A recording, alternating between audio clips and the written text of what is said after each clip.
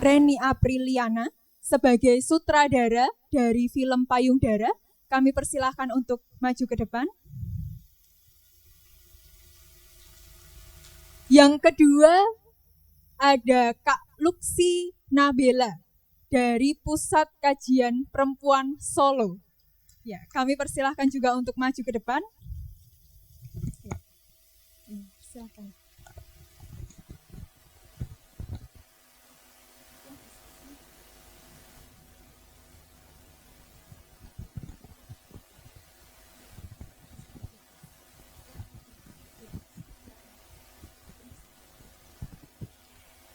Ya, sebelum kita masuk ke sesi tanya jawab, mungkin dari Kak Reni ya panggilannya, bisa saya panggil Reni, Kak Reni dan Kak Luxi, bisa diperkenalkan terlebih dahulu dari Kak Reni. Yayasan Kembang Gula itu apa sih Kak gitu? Oh bisa ya, atau ya dari Yayasan Kembang Gula, terus nanti mungkin dari sedikit latar belakang kenapa akhirnya bisa ada film Payung Dara ini gitu. Dan untuk Kak Luxi nanti juga bisa di-sharingkan sedikit tentang Pukaps itu seperti apa gitu. Perkenalkan, nama saya Reni Apriliana, sutradara dari Payung Dara, sekaligus juga anggota dari komunitas Kembang Gula. Jadi Kembang Gula ini sendiri adalah komunitas yang dia juga berbasis yayasan, tapi dia aktif bergerak di ranah film kayak gitu.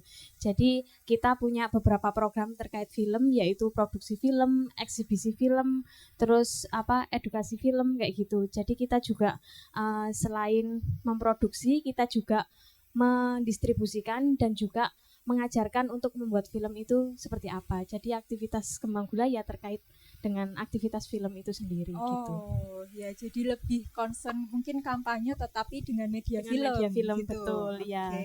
Itu. Ya. Kak Luxi, untuk Pukaps itu seperti apa Kak? Mungkin bisa diceritakan singkat. Oke, cek. Aku mau menyapa dulu karena aku lihat ada JBI di sini. Kayaknya ada teman-teman tuli juga di sini. Iya kah? Ada teman-teman tuli ya? Oke. Aku mau perkenalan pakai bahasa isyarat karena kemarin habis belajar diajarin sama teman tuli dari komunitas juga. Oke, Kak, silakan. Namaku Luxi.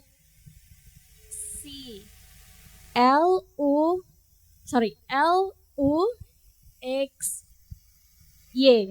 Luxi. Panggilan isyaratku Luxi. Terima kasih. Jadi aku Luxi dari Pusat Kajian Perempuan Solo. Sebenarnya Pusat Kajian Perempuan Solo biasa dipanggil Pukaps atau di Instagram kami namanya Solo Pukap. Nah, komunitas ini sebenarnya komunitas kecil yang memang dibuat untuk mewadahi teman-teman anak muda, baik itu laki-laki ataupun perempuan, untuk sama-sama belajar tentang apa itu kesetaraan gender, apa itu feminisme, apa itu pendidikan seksual komprehensif. Jadi kita intinya belajar bersama dalam satu wadah komunitas itu dengan memberikan ruang aman buat semuanya gitu. Karena biasanya kan kita kalau membahas tentang seksualitas biasanya dijudge, terus kita ada yang bahasa-bahasa yang ditutupi, terus kita jadi tabu gitu dengan itu gitu. Oke, itu tadi sedikit perkenalan dari Yayasan Kembang Gula dan juga Pukaps gitu. Nah, kita mulai masuk ke filmnya nih Kak Reni.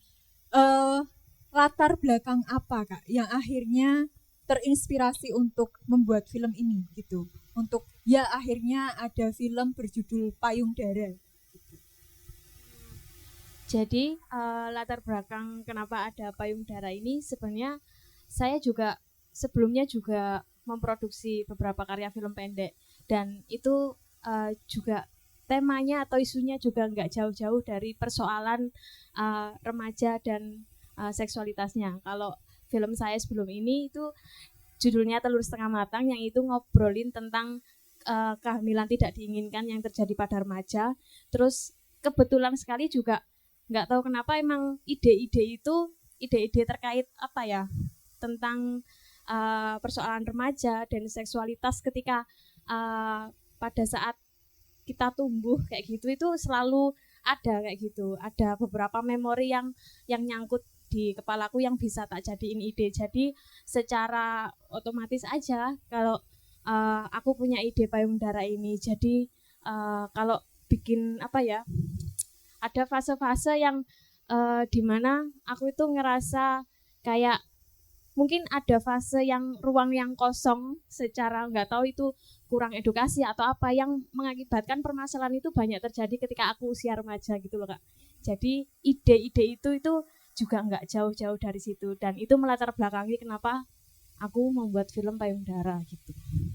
Oke, berarti ini terinspirasi dari pengalaman yang mungkin pernah dulu dialami, ya persoalan sekitar, terus ternyata ketika ditarik ke sekarang kayaknya masih relate juga gitu ya, masih relate sampai tadi ada di coretan temboknya itu kan ada Taeyong gitu-gitu kan, mungkin baru-baru ini ya kan gitu kan ya.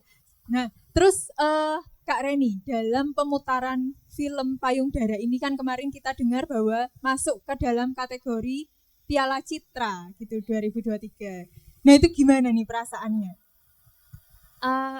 Seneng dan bangga dan nggak nyangka juga ya Kak, karena film ini tuh aku juga nggak expect bisa masuk Piala Citra, karena kan di jajaran berapa ya 30 besar itu banyak juga film-film yang senior, tapi nggak tahu kenapa Payudara akhirnya dapat nominasi, alhamdulillah kayak gitu. Perasaannya ya campur aduk sih, karena secara ini film yang nggak kita ekspektasikan akan masuk ke festival gitu loh. Kita membuatnya bareng-bareng itu untuk edukasi, untuk keliling komunitas kayak gitu. Ternyata ketika kita lempar ke festival itu juga mendapat apresiasi. Ya mungkin mereka mulai melihat kalau film-film seperti ini tuh juga ada value untuk disebarkan ke banyak orang kayak gitu. Mungkin seperti itu sih. Iya, seneng juga. Iya, dan media kampanye mungkin akan mudah terserap ketika itu ditampilkan di film gitu ya Kak. Jadi kayak pesannya itu lebih tersampaikan gitu. Nah kalau dari Kak Reni sebagai Pukaps tadi melihat film ini seperti apa, dengan banyaknya fenomena atau banyaknya fakta yang terjadi saat ini itu seperti apa? Nah sebentar Kak Reni, sebelum dijawab, setelah ini kita akan mulai masuk sesi tanya jawab. Dan tadi ada bocoran juga dari teman-teman Yayasan Kembang Gula, bagi peserta yang bertanya nanti akan ada door prize gitu ya. Jadi siapkan pertanyaannya, nanti setelah Kak Luksi menjawab nanti teman-teman giliran untuk bertanya seperti itu. Silahkan Kak Luksi. Baik, jadi sebenarnya Pukaps itu udah mengikuti atau menemani jejaknya Reni sebagai sutradara itu dari film Telur Setengah Matang gitu. Jadi tahu banget, dan ketika dia tawari untuk menjadi kolaborator komunitas oleh Yayasan Kembang Gula, kita sangat senang banget. Jadi kita ikut dari awal, ngumpulin teman-teman untuk FGD dulu, membahas ide, kemudian digodok bareng idenya, terus akhirnya jadi sampai proses produksi, terus di FGD-in lagi untuk cari feedback dan lain-lain. Jadi itu yang membuat kita semakin merasa dekat gitu dengan film ini. Selain itu dari isu sendiri, jadi kalau di lapangan nih banyak sekali ternyata yang masih menganggap tabu tentang bahasa-bahasa ketubuhan atau bahasa-bahasa pengalaman tubuh perempuan. Kayak contohnya kita mau beli bra aja, atau mau beli kutang aja itu nggak berani untuk ngomong kutang atau bra, tapi seringkali kayak jejeroan, daleman bu, atau apa gitu. Bahkan untuk mencoba di tempatnya langsung tuh kita nggak berani gitu, karena merasa nanti ada yang ngeliatin, ada yang ngetawain, atau nanti di ketakutan yang lain gitu. Jadi itu ternyata masih terjadi. Terus dari kemarin kita juga ikut mengerjakan reportnya dari keliling pemutaran film Payudara ini, ternyata masih ada sekitar 34% dari responden yang mengisi survei tentang film Payudara, ternyata masih ada sekitar 34% yang mengalami di apa ya, guru-gurunya mereka itu tuh masih menertawakan tentang pengalaman ketubuhan perempuan gitu. Kayak tadi nanti apa namanya, payudaranya besar makanya harus ditutupin kayak gitu. Terus ada juga yang masih mengalami kesulitan dalam memahami atau apa ya, mengenali tentang proses pengalaman pubertasnya. Jadi kayak belajarnya tuh nggak tahu kalau itu ternyata payudara besar itu adalah bagian dari proses pubertas kita. Terus ada juga yang menstruasi, mereka nggak tahu harus bagaimana, dan ternyata kalau dari data yang terkumpul 50% memang belajarnya dari ibu dan sekitar 16% itu belajar dari guru. Tapi kalau misalnya guru-gurunya masih apa ya, misoginis gitu ya, masih bahasa-bahasanya masih menyudutkan perempuan, kayaknya kok tidak aman ya untuk perempuan belajar dari guru gitu. Nanti malah jangan-jangan yang diajarkan mitos bukan fakta. Salah satu contohnya yang sering kali dan pernah aku alami sendiri itu adalah tentang payudara yang besar sebelah.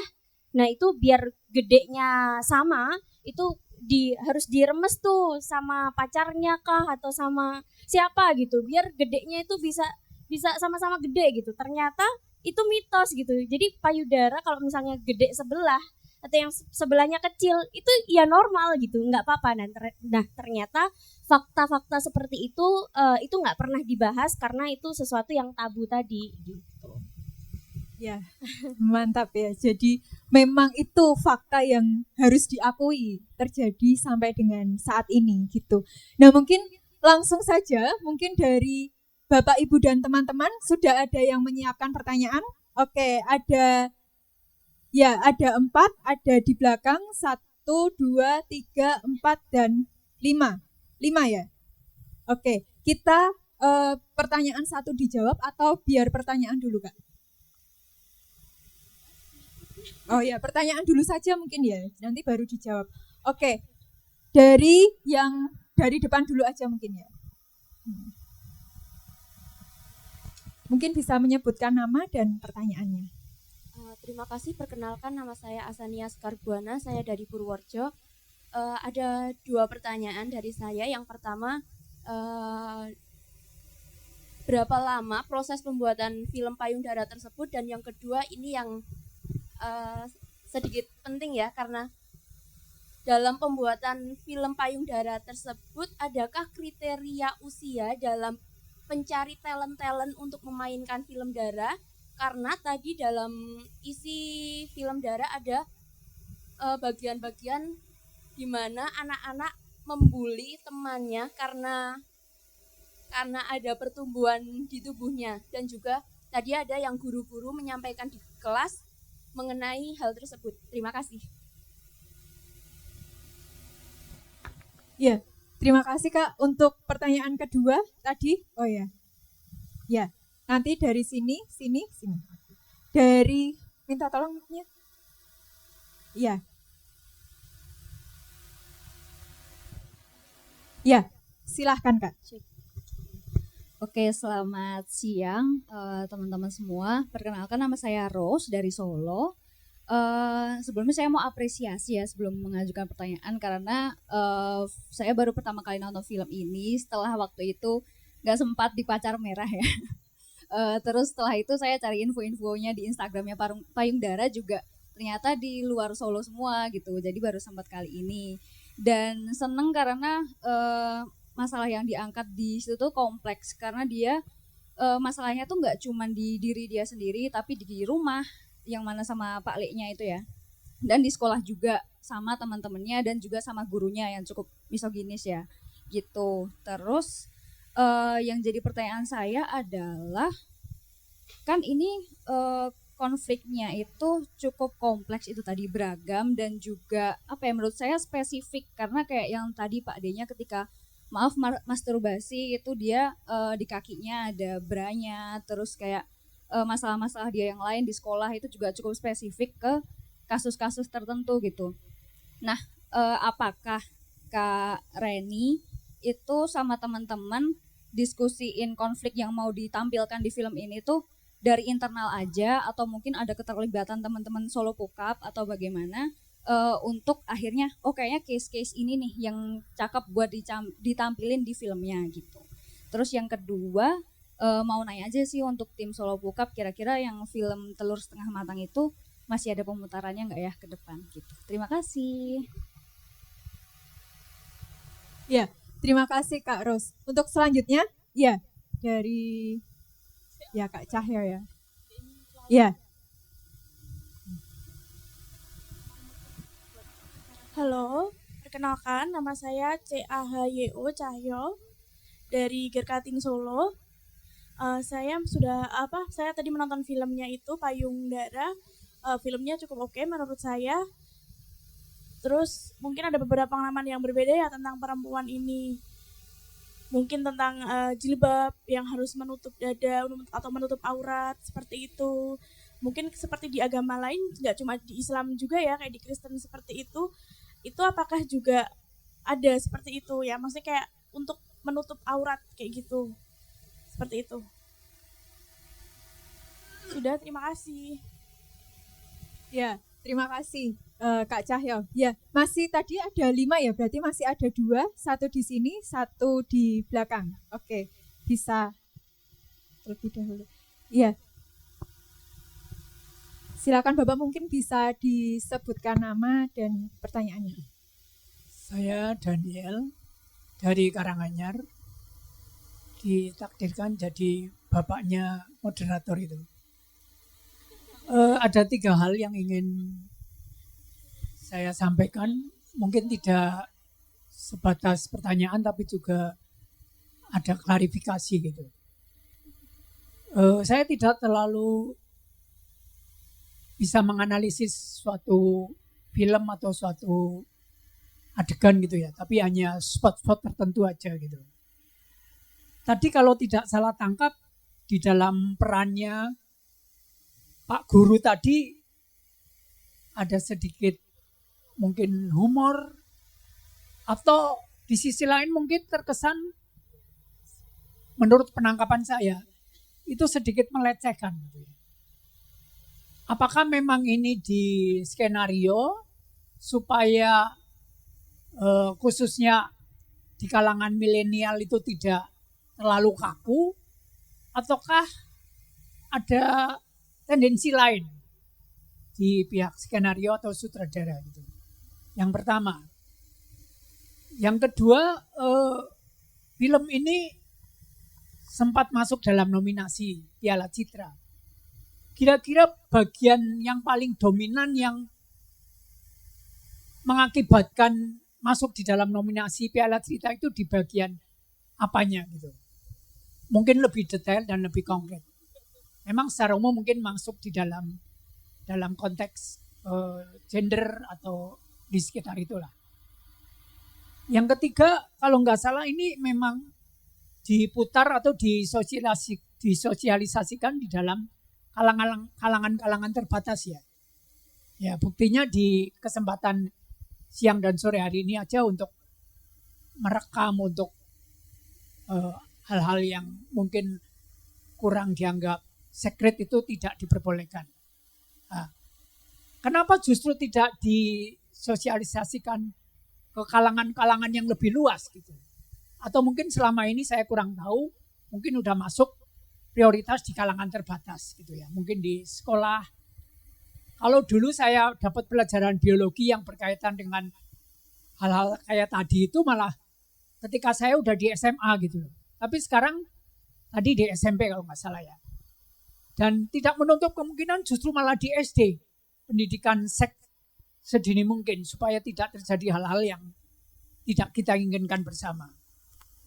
Mungkin itu 3 hal. Terima kasih. Ya, terima kasih Bapak. Selanjutnya, ya Ibu. Terima kasih. Selamat siang. Perkenalkan saya Astuti. Apresiasi untuk Kembang Gula dan Pukap ya yang sudah membuat film yang sangat bagus untuk pendidikan kita hari ini. Saya tadi sebenarnya agak agak ke-trigger, tapi cukup bisa menguasai diri. Ini untuk pembelajaran kita saja. Dulu waktu SD, saya kelahiran tahun 71.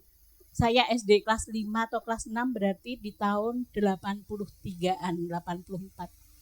Ada guru saya namanya Pak Subandi. Dia melakukan pelecehan yang hari ini kita sebut pelecehan seksual.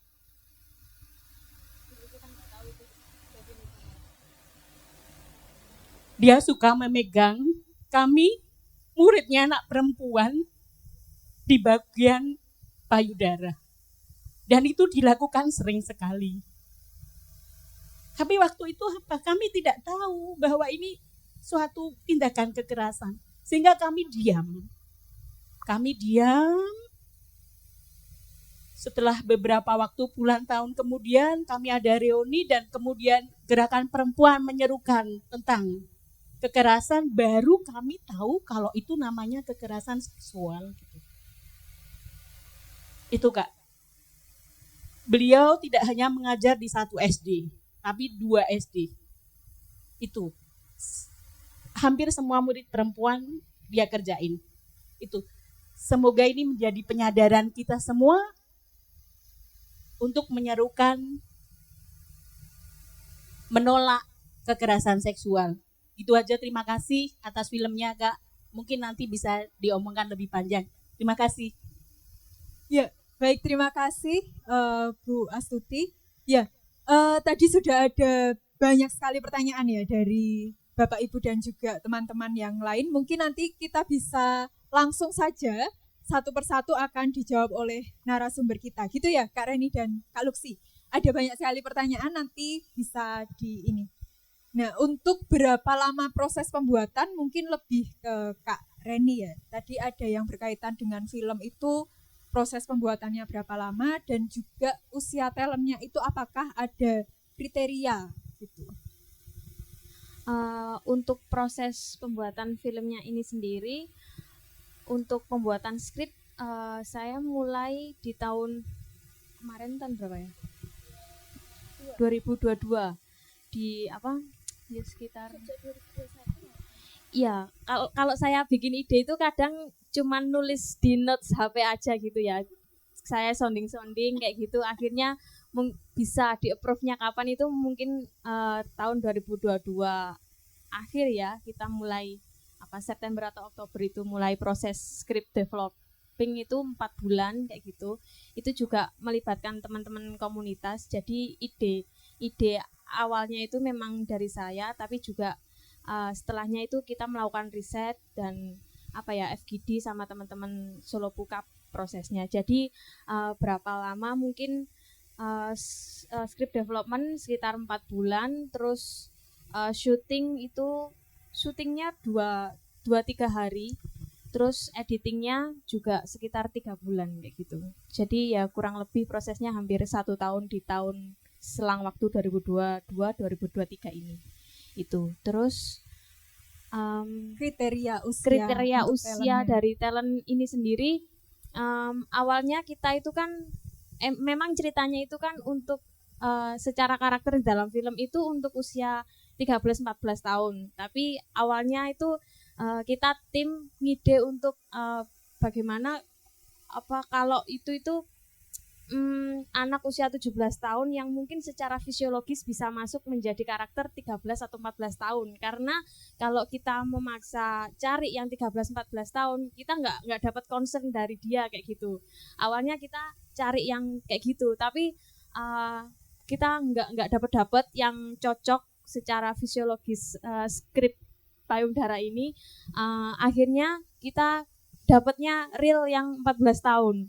Tapi bagaimana caranya kemudian ternyata si Sasa ini karakter utamanya itu dia memang udah dari kecil main film kayak gitu, udah dari kecil dia teater. Jadi kita ada semacam surat concern gitu sama orang tuanya, dan orang tuanya juga berhak tahu kalau story ini tentang apa. Dia juga tahu harus tahu bagaimana juga adegannya, dia mau tidak, dan itu selama prosesnya juga kita dampingi bareng-bareng kayak gitu. Jadi memang meskipun dia di bawah umur, dia juga dalam pengawasan orang tuanya juga.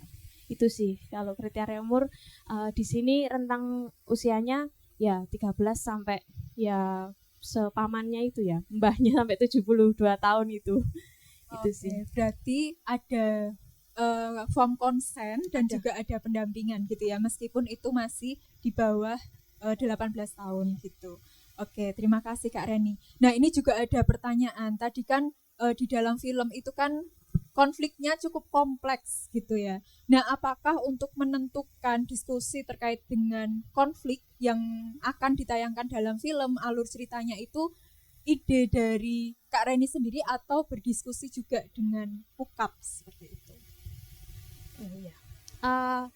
Memang kalau ide itu sendiri, ide awalnya itu ya memang persoalan tubuh ketika remaja itu kan memang nggak kita pungkiri itu kan memang kompleks ya. Kita nggak tumbuh dengan kita sendiri ternyata sebagai perempuan. Ternyata tubuh kita itu juga apa ya? Juga diikut campuri dengan banyak orang itu loh. Ya keluarga, ya sekolah, ya teman, dan itu diriku juga merasakan fase-fase yang seperti itu. Jadi ini tubuhku sendiri, tapi kok banyak komentar ya dari netizen ya kayak gitu. Dan emang kalau ngomongin persoalan ini emang nggak bisa antara diri kita dan individu aja. Menurut saya seperti itu.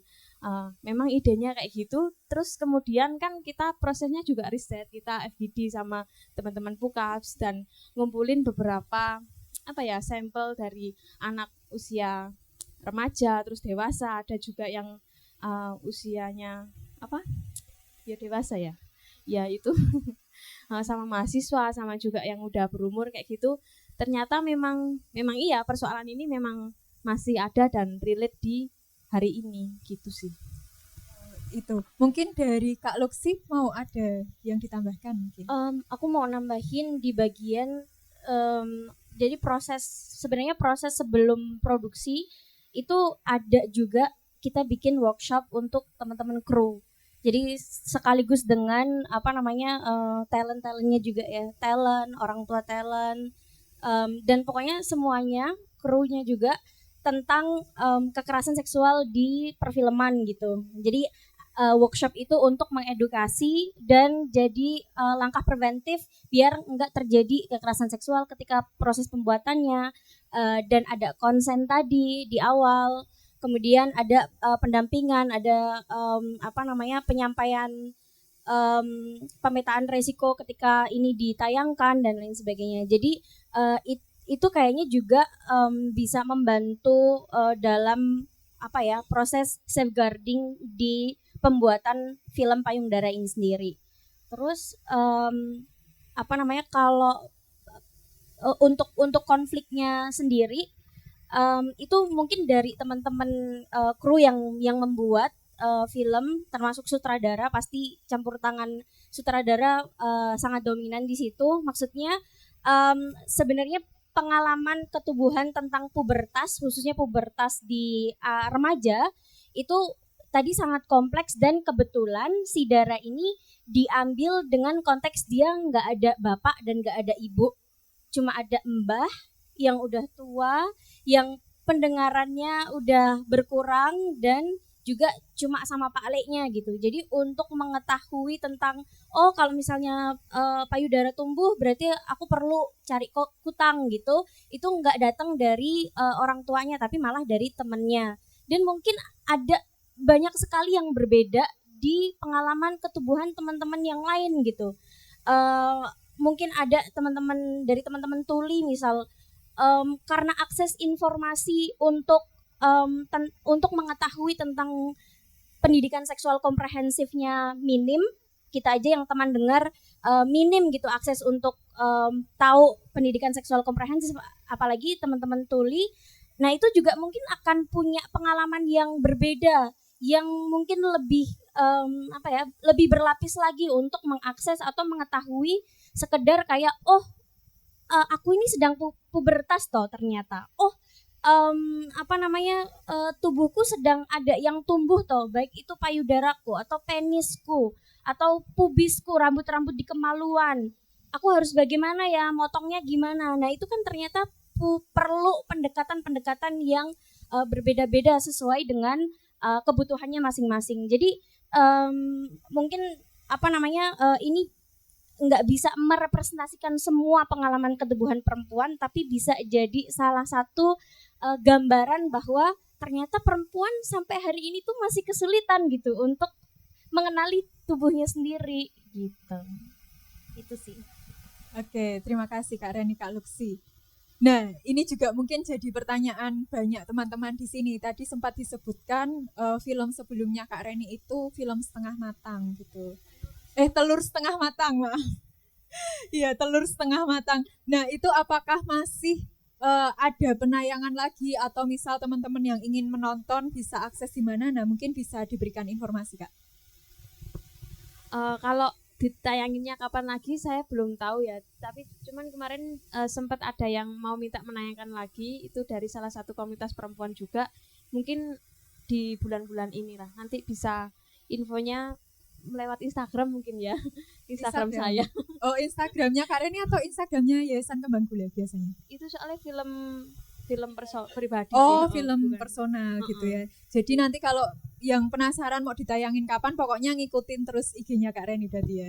Buat informasinya ada di sana gitu. Nah, kita lanjutkan dulu ya pertanyaannya tadi. Ada pertanyaan bahwa di film itu kan ada narasi harus ini menutupi aurat dan lain sebagainya. Nah, pertanyaannya itu kan rata-rata diketahui ajaran agama Islam gitu ya tadi kalau pertanyaannya. Nah, apakah di agama lain ada juga terkait dengan menutup aurat gitu? Nah, sebentar saya akan konfirmasi dulu ke teman-teman JBI. Tadi maksud pertanyaannya Cahyo betul seperti itu?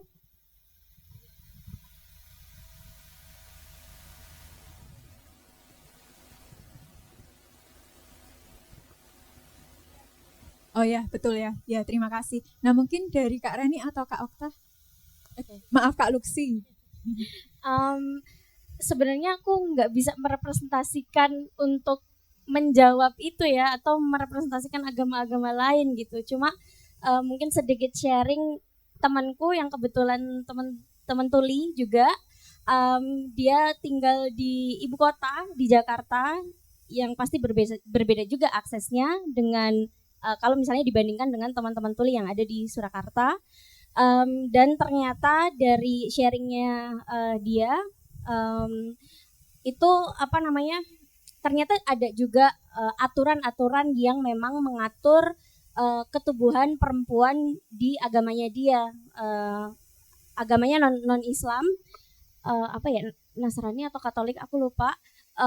Tapi intinya pernah sekolah di sekolah Katolik juga, dan ternyata itu juga diatur. Cuma memang enggak begitu mengajarkan tentang bagaimana sikap sebagai perempuan untuk mengatasi ketika kita menghadapi pengalaman pubertas. Itu yang pertama. Yang kedua, kemarin pengalaman pemutaran film Payung-Dara juga di SMK Kalam Kudus, SMA 2 Kalam Kudus kalau nggak salah ya, di Solo Baru. Itu sama Mbak Fani, dan ternyata ketika proses perizinan kemudian proses pemutaran itu pastinya kan diputarin dulu ke Bapak Ibu gurunya. Terus akhirnya dari pihak sekolah merekomendasikan nih yang menonton hanya perempuan saja. Nah, itu juga kayaknya jadi salah satu tantangan kita bersama, bahwa ternyata di sekolah yang tidak Islam, yang tidak memiliki basis agama Islam pun juga masih ada batasan untuk mengetahui tentang pendidikan seksual komprehensif, dan itu cuma perempuan gitu. Jadi ternyata masih banyak di masyarakat kita yang menganggap kalau pendidikan seksual komprehensif itu ya yang bisa mempelajari perempuan aja gitu, laki-laki nggak perlu gitu. Padahal kan semakin semuanya tahu, kita akan semakin aman, semakin sadar bersama-sama dan bisa menciptakan ruang aman bersama gitu. Kalau semuanya paham tentang konsep pubertas, pengalaman ketubuhan perempuan dan laki-laki yang sangat beragam. Jadi itu ternyata yang bisa aku bagi sama teman-teman tentang perspektif di luar agama Islam gitu. Oh, oke. Kak Luxi, Kak Reni, ada yang mau ditambahkan?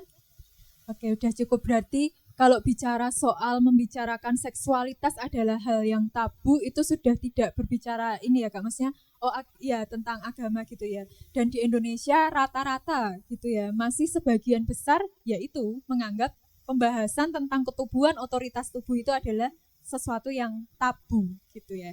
Ya, pertanyaan selanjutnya. Nah, iya, ini dari Pak Daniel tadi ya, ada ya, jadi pertanyaannya tadi ada karakter guru yang bercandaan seksis ibaratnya gitu ya, ada bercandaan seksis. Nah itu apakah memang di-create karakter seperti itu kah atau seperti apa Kak Reni dan Kak Luxi? Ini memang waktu itu memang butuh pertimbangan yang cukup cukup lama ya, antara kita mau memasukkan adegan ini atau tidak, karena tidak dipungkiri pun ada, ya saya nggak bilang semuanya, tapi ada beberapa institusi pendidikan yang memang masih seperti itu kayak gitu. Ada beberapa guru yang masih melakukan hal-hal yang berupa seksis kayak gitu, pelecehan ke muridnya gitu, dan itu juga saya bukan secara langsung saya yang mengalami, tapi saya mengamati teman-teman saya juga mendapat perlakuan seperti itu oleh guru saya sewaktu SMP dan SMA kayak gitu. Jadi menurut saya itu kenapa adegan itu harus masuk, karena ini adalah hal yang penting untuk kita bisa obrolkan bareng-bareng, bukan untuk mengeneralisasi, tapi untuk untuk tujuan saya memang untuk mengedukasi kayak gitu, tidak ada hal lain selain itu. Jadi ini adalah mungkin salah satu pemantik lah untuk kita bisa sadar kalau masih ada praktek-praktek seperti itu di sekeliling kita sampai dengan hari ini. Pun ketika ternyata cerita ini saya memasukkan story ini kayak gitu, terus ada proses FGD dan lain-lain, bahkan talent-talent yang ada di payudara ini ketika kita sama-sama ngobrol itu juga sampai hari ini masih ada kayak gitu. Jadi itu semakin memantangkan saya untuk sepertinya memang adegan ini harus kita cantumkan dan nggak usah ada yang ditutup-tutupi kayak gitu. Itu sih pertimbangannya. Ya, tapi kan tadi pernah diputar di sekolah-sekolah ya Kak? Pernah. Ada protes nggak dari guru nih? Kalau pemutaran di sekolah kebetulan saya nggak ikutan kan. Mungkin Luxi bisa cerita. Ya, ada protes nggak dengan karakter guru yang ditampilkan gitu, terus guru-guru tidak terima atau seperti apa gitu? Sebenarnya enggak, cuma mungkin ada beberapa masukan untuk nggak ditampilkan gitu, ada. Cuma kan kita ada beberapa pertimbangan juga untuk menampilkan adegan itu untuk mengedukasi, karena memang tujuan dibuat filmnya ini tuh nggak cuma untuk perempuan, siswi perempuan aja, tapi untuk orang tua, untuk bapak ibu guru, untuk lembaga pemerintah, biar semuanya makin aware, makin sadar kalau ternyata isu tentang pengalaman ketubuhan perempuan itu sangat kompleks dan perlu punya atensi tersendiri gitu, karena selama ini nggak dianggap begitu penting gitu untuk dibahas di dalam forum-forum akademis atau forum-forum yang lebih besar, kecuali biasanya di rumah, kadang di rumah pun juga masih ditutup-tutupi, nggak dijelaskan secara gamblang gitu. Berarti tidak mudah ya Kak untuk mengubah mindset orang dari tabu menjadi hal yang memang seharusnya gitu dibicarakan gitu. Nah tadi juga pertanyaannya kan ini masuk di nominasi Piala Citra gitu. Iya, dari 30 terus ke saring berapa Kak? 5 ya? Oh ya. Ya jadi dari sekian terus tinggal sedikit dan akhirnya masuk. Nah kira-kira kalau secara subjektif aja sih, mungkin kalau kriteria dari juri seperti apa kan nggak tahu ya. Tetapi kalau secara subjektif mungkin, oh ini kita bisa masuk karena kita menang di isu nih atau gimana gitu. Iya, kemungkinan seperti itu ya, karena ya saya dengar-dengar ya isu terkait gender dan seksualitas kayaknya sedang diprioritaskan di akhir-akhir tahun ini. Kayaknya terkait dengan itu. Kalau kriteria juri saya belum tahu. Oke ya, jadi kalau menurut Kak Reni ya mungkin karena emang isu ini lagi gencar-gencarnya disuarakan gitu ya, untuk sedang dikampanyekan gitu. Makanya film Payung Dara bisa menjadi masuk nominasi Piala Citra 2023. Nah ini juga sama seperti telur setengah matang tadi yang mau di kapan diputar kembali seperti itu. Nah kalau dari Payung Dara ini untuk saat ini apakah memang belum diputar untuk umum, baru di forum-forum tertentu atau seperti apa? Sebetulnya film Payung Dara ini kemarin juga telah melalui serangkaian proses distribusi.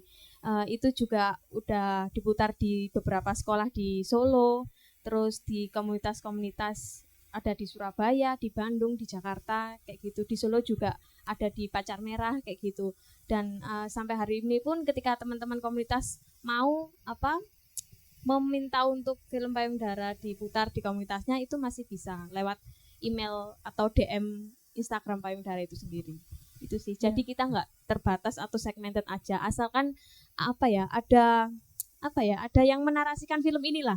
Nggak cuman film aja diputar, itu kan mungkin nanti perspektifnya jadi ada asumsi-asumsi yang gitu lain ya. kayak gitu. Jadi kalau ada yang mengcounter gini kan kita bisa saling ngobrol kayak gitu.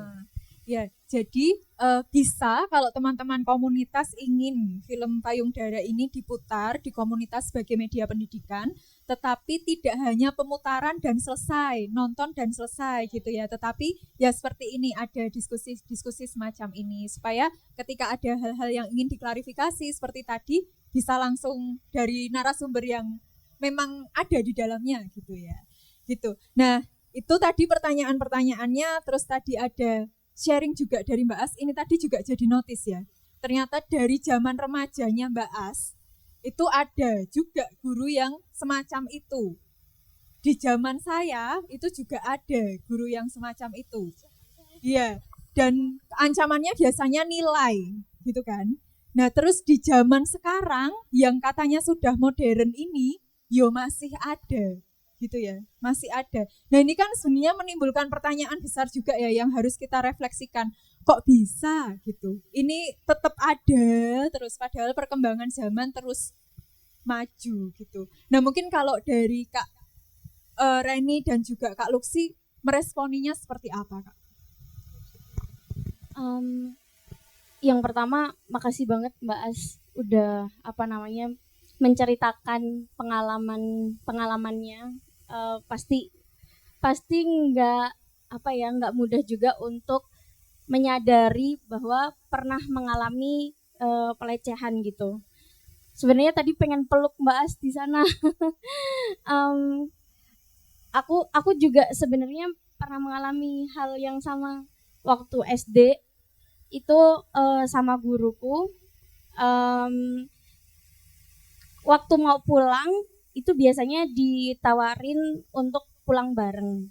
Nah biasanya nanti dikasih uang 500 yang ada gambar ketek, gambar monyetnya ketek, gambar monyetnya. Terus habis itu diboncengin di depan motor, terus di depan gitu, di depannya si bapak ini.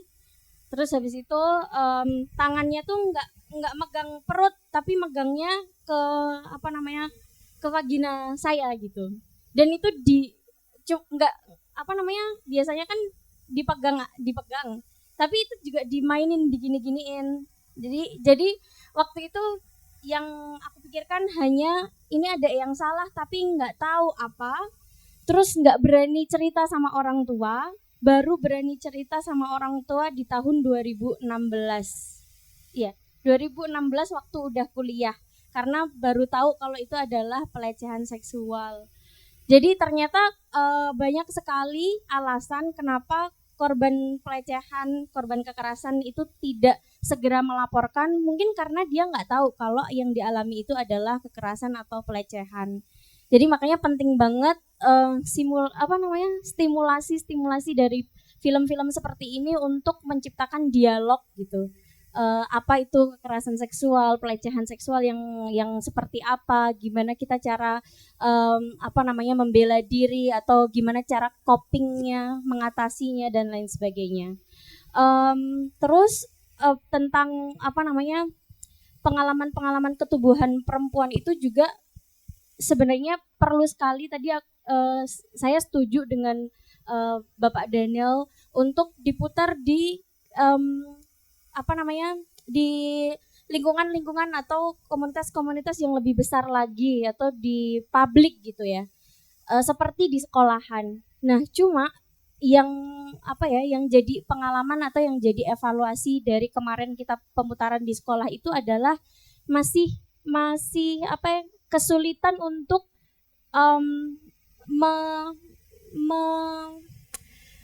mengambil hati pihak sekolah agar bisa diputar tanpa membatasi penontonnya.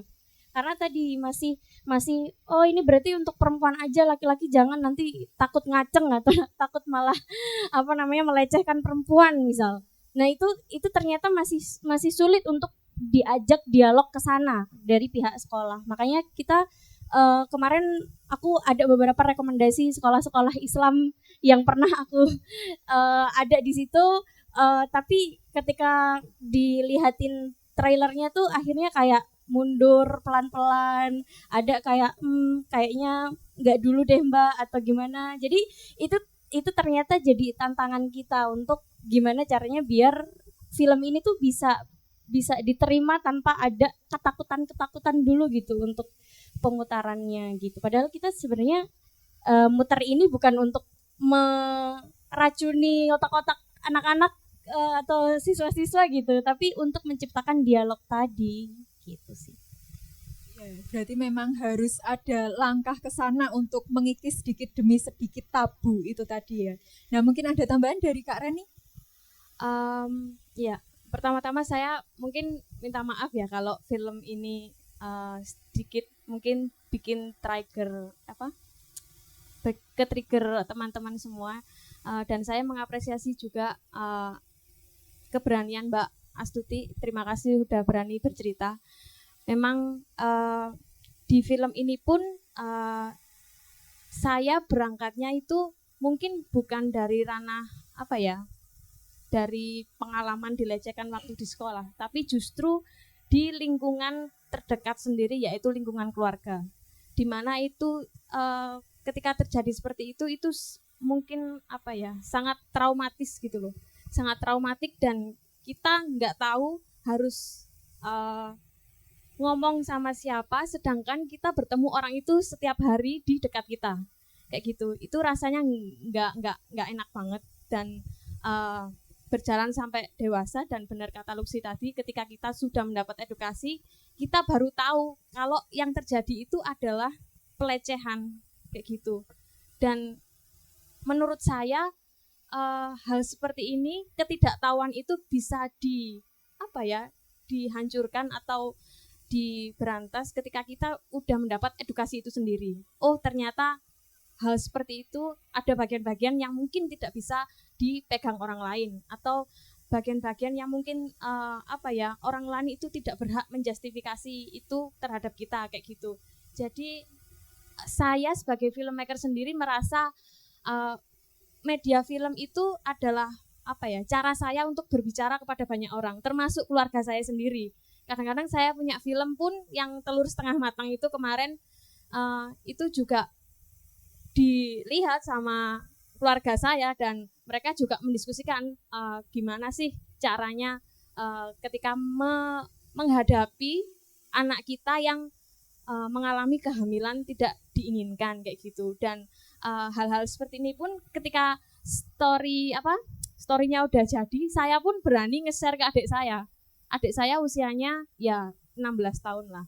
Jadi dia juga baca kayak gitu, dia juga ngerespon, itu juga terjadi kepada dia dan teman-temannya dia kayak gitu. Dan memang hal ini menjadi menurut saya sangat urgent untuk saya sampaikan ke banyak orang lagi. Terima kasih untuk apresiasinya hari ini teman-teman. Tepuk tangan buat kita semua. Ya, mantap sekali ya jawaban dari kedua narasumber ini.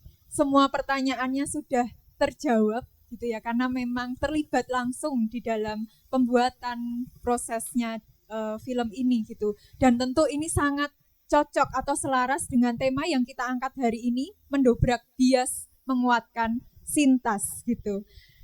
Nah, karena keterbatasan waktu, mungkin langsung saja Kak, karena di sini kan ada orang tua, mungkin ada yang remaja, ada pemuda, ada yang calon orang tua. Pesannya gitu untuk teman-teman yang hadir saat ini gitu. Mungkin dari Kak Reni atau Kak Luksi dulu, monggo. Pesan saya mungkin setelah kita menonton film ini, kita bisa lebih aware terhadap pertumbuhan remaja, nggak termasuk itu perempuan aja, laki-laki juga. Kita juga bisa lebih aware terhadap pertumbuhan remaja di sekeliling kita untuk sama-sama menciptakan ruang yang aman bagi mereka. Itu sih. Terima kasih. Oke, terima kasih Kak Reni. Lanjut Kak Luksi. Kayaknya sama ya. Untuk nyiptain ruang aman tuh butuh komunikasi dulu, keterbukaan dulu. Paling enggak kita bisa menjadi ruang aman orang lain atau bapak-bapak, ibu-ibu yang ada di sini. Kalau punya anak, nggak apa-apa diajak aja ngobrol gimana pengalamannya hari ini. Ada yang bikin nggak enak nggak di sekolah tadi. Kira-kira ada hal yang baru nggak yang dialami ketika sekolah tadi. Jadi pertanyaan-pertanyaan spesifik itu kayaknya akan sangat berarti untuk teman-teman di usia remaja untuk melatih mereka biar bisa cerita dan terbuka dulu gitu. Baru nanti kita pelan-pelan masukin tentang apa itu pendidikan seksual komprehensif, terus diajakin untuk nonton film Payung Dara juga, atau nanti diputar juga di kelurahan Bapak Ibu dan teman-teman semua masing-masing, biar satu kelurahan bisa jadi kelurahan yang aman gitu. Gitu sih, makasih. Iya, oke. Akhirnya kita sudah selesai berdiskusi dan saya merasa sangat senang gitu ya, karena kita seakan mengumpulkan kekuatan gitu untuk bersama-sama mendobrak bias supaya akhirnya nanti ruang aman itu benar-benar tercipta, bukan menjadi sekedar mimpi gitu ya, tetapi bisa terwujud untuk anak-anak, untuk perempuan, untuk teman-teman disabilitas, untuk semuanya tanpa terkecuali ruang aman itu dapat terbentuk. Sekali lagi kami ucapkan terima kasih kepada Kak Reni dan Kak Luksi. Semoga di lain waktu kita bisa bertemu lagi di film-film yang lain lagi mungkin gitu ya. Gitu. Kita berikan tepuk tangan untuk Kak Reni dan Kak Luksi.